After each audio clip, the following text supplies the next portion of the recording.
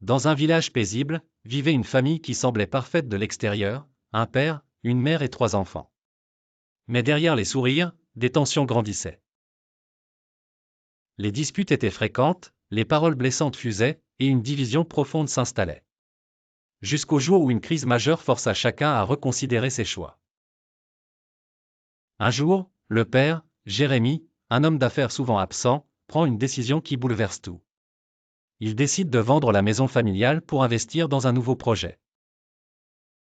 Cette décision est prise sans consulter sa femme, Sarah, ni ses enfants, ce qui provoque une énorme dispute.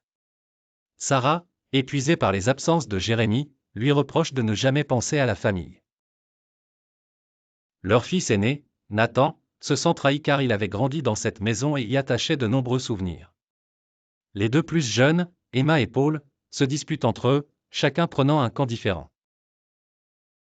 La maison, qui était autrefois un lieu de joie et d'unité, devient le théâtre de conflits constants.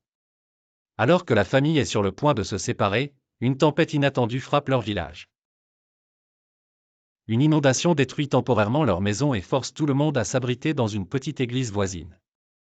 Coupés du monde extérieur, ils doivent cohabiter et affronter leur rancune non résolue. C'est là que le pasteur du village, un homme sage et patient, intervient.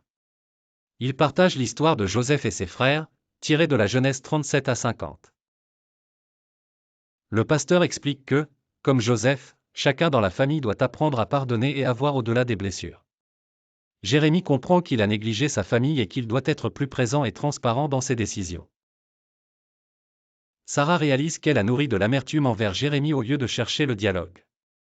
Nathan découvre qu'il doit respecter ses parents même lorsqu'il est en désaccord. Emma et Paul comprennent qu'ils doivent arrêter de se quereller et soutenir leurs parents.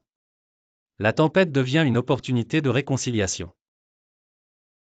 Autour d'un feu dans l'église, chaque membre de la famille confesse ses erreurs et demande pardon. Jérémie promet de prioriser sa famille avant ses projets professionnels. Sarah décide de pardonner Jérémie et de reconstruire leur relation. Les enfants promettent de travailler ensemble et d'apporter de la joie dans leur foyer. En sortant de l'église, un arc-en-ciel apparaît dans le ciel, rappelant l'alliance de Dieu après le déluge. Cela symbolise un nouveau départ pour leur famille. La famille retourne dans leur maison réparée avec une nouvelle perspective. Ils décident de commencer chaque semaine par un moment de prière et d'études bibliques en famille, renforçant leur unité.